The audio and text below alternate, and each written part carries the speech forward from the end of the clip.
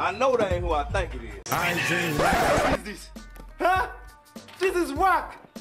Hell no. in and out, how we be moving. All gas, no break, yo, we be cruising. You and I. It's 9 minutes, I'll watch it. There was once a wildly successful television show that the NFL hated so much, they actually got it canceled. And why would they want to do that? In today's world, we are inundated with football content. Sunday Ticket, Red Zone, 3 different versions of Hard Knocks, wall-to-wall programming on ESPN and NFL Network, and then losers like me. But all those windows into football are about as squeaky clean as they come. Well, not me, I'm dirty. Hey, man, if you don't hurry up, I'm about to get on this. Why the f is Caleb Williams on my screen?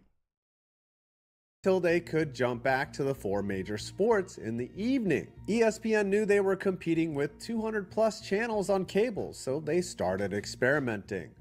Some of their gambles failed, like more sports. Other shots in the dark, like Pardon the Interruption, were major hits that unfortunately changed the way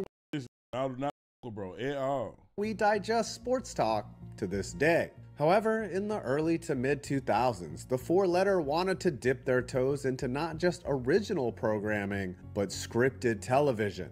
Television had changed in the early 2000s. Shows like Oz and The Sopranos proved that not every series had to have a perfectly lovable cast, a mom that was dead, or have every plot line tied up in a neat bow where everyone learned a lesson and Carlton got to do a cute little dance at the end. A show on ESPN would have to hold back a little more than home box office, but even basic cable was letting a little more slide on their airwaves. Enter Playmakers, a series that was going to show on and off the field life of the Cougars, a fictional team from an unnamed city. Ain't that the that whooped the kids on the block? That's the that whooped the kids on the block. Affiliated with ESPN's major partner, the National Football League. What could go wrong? The very first episode starts not on a football field, but overlooking a hospital bed. The Cougars starting linebacker is reckoning with the fact that he paralyzed an opponent just a week earlier. It's not exactly a sunshine and rainbows thesis on football as a sport. The show dared to explore the darker, less discussed aspects of professional. Yo, hey, I'm so glad you said that, D-Rose, because I really was thinking they got Tom Brady laying in this bed. That look like Brady, bro. Football, touching on issues that weren't typically in the spotlight. It introduced audiences to quarterback Derek McConnell, who bore a striking resemblance to early career Peyton Manning and struggled with a reliance on painkillers to stay on the field, kind of like Brett Favre, and a star running back Leon Taylor caught in the web of a domestic abuse case. These were storylines that pushed the boundaries of sports entertainment, delving into themes, of course, the black trouble with the police, that were only beginning to emerge in the broader conversation about the game. It was less than 10 years after OJ's trial, but it was before we had a grasp on CTE and what it was, and it was well before Ray Rice's elevator incident. Still, the show's writers tried to shine a light on the underbelly of football that was mostly only whispered about in public. One of the most poignant and foresightful narratives involved Thad Gerwich, a wide receiver wrestling with his sexuality in a world he felt wasn't ready to accept. This storyline arrived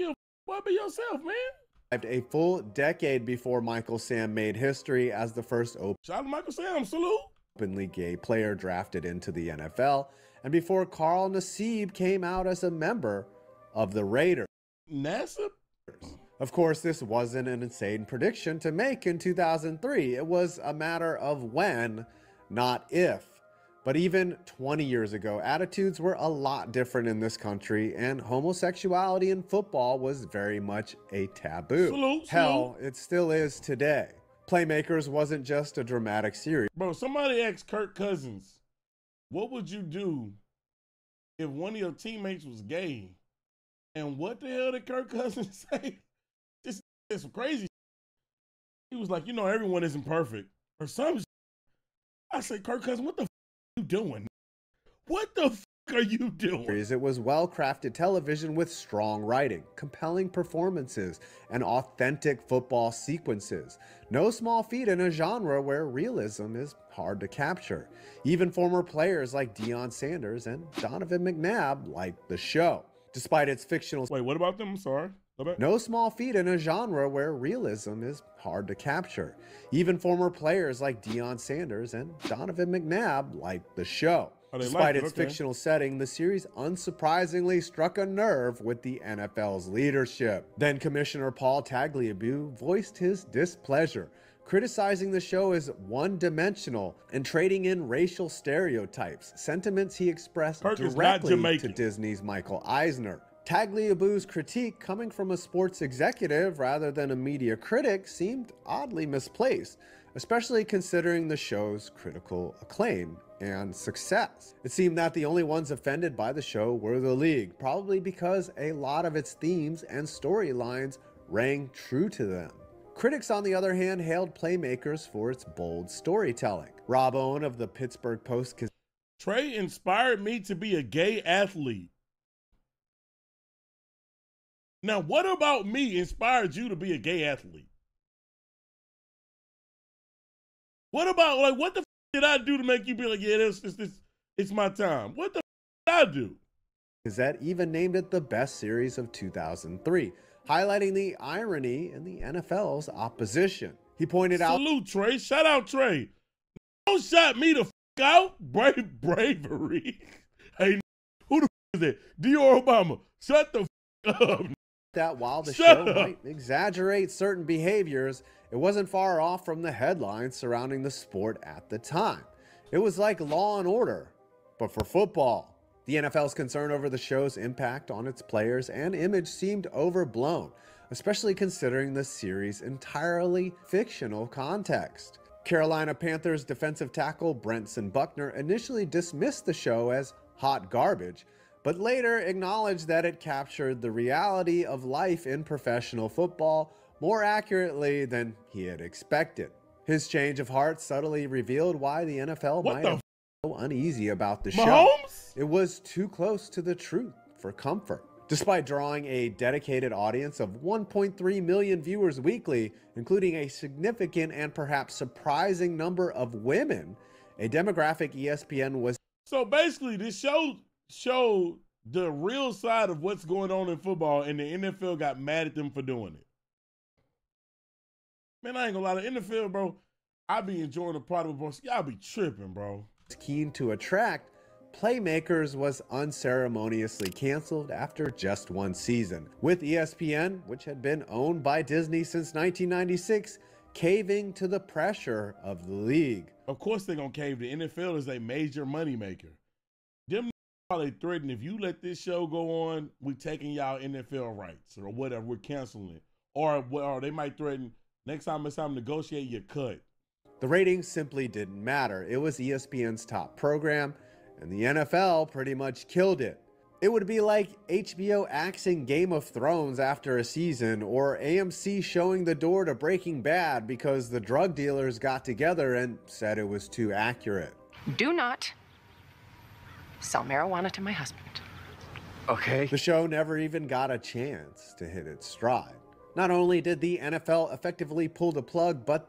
This is EA canceling Bliss Elite. Wait a minute. Excuse me? EA canceled that? What are you talking about? Hold on. What? Let me look this up. EA Blitz the League.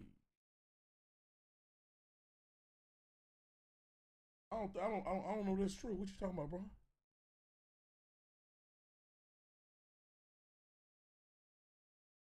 I swear. Now you gotta give me an example. Man, EA too. Man, shout out to EA, man. You know what I'm saying? Shout out to them. You know, honestly, I think EA used to be really, really terrible. But I think they have made improvements as of late, though. I can be honest.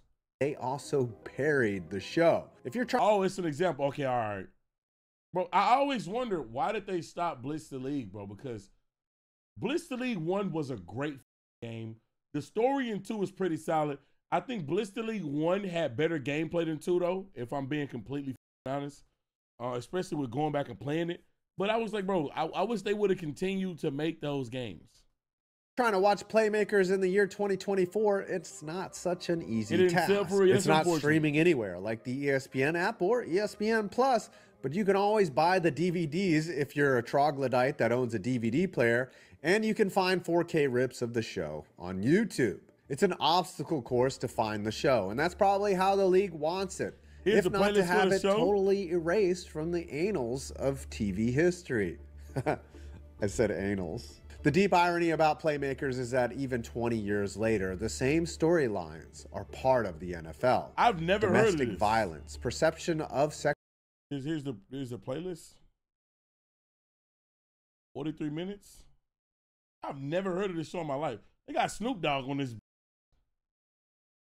Look at that cornrows. Lord Jesus. Lord Jesus. Sexual orientation, drug use, performance enhancers, players involved in crime, hell, even position battles between younger and older players. None of that has gone away from the league. It just goes to show you that with the NFL, you never want to do the wrong thing. Making a serious watch party. Y'all want to do a watch party? In the wake of having their hit show canceled, ESPN tried another drama. Tilt debuted in 2005, but it lacked the critical success and cultural impact of Playmakers. It wasn't quite Rounders or Casino Royale, but a good idea nonetheless. But too bad nobody gives a f about poker. By mid-2005, ESPN had shifted its focus away from scripted drama and toward the debate-centric programming that would dominate its lineup for years to come. The network was done trying to create art. Instead, created yelling at each other. The NFL too has attempted to become more sanitized. Big hits are being met with yellow flags. Taunting and excessive celebration were policed too heavily, and in some cases still are, and guardian caps are making their way. Man, bro, do y'all remember when them completely got rid of like touchdown celebrations for real? That was so whack, bro. Oh my God. And then I remember they got rid of like you in college football, they got rid of you being able to celebrate before the play or before you score. Yo, I would never forget how they LSU over one time, bro. I'm gonna pull this up, bro. LSU punter touchdown.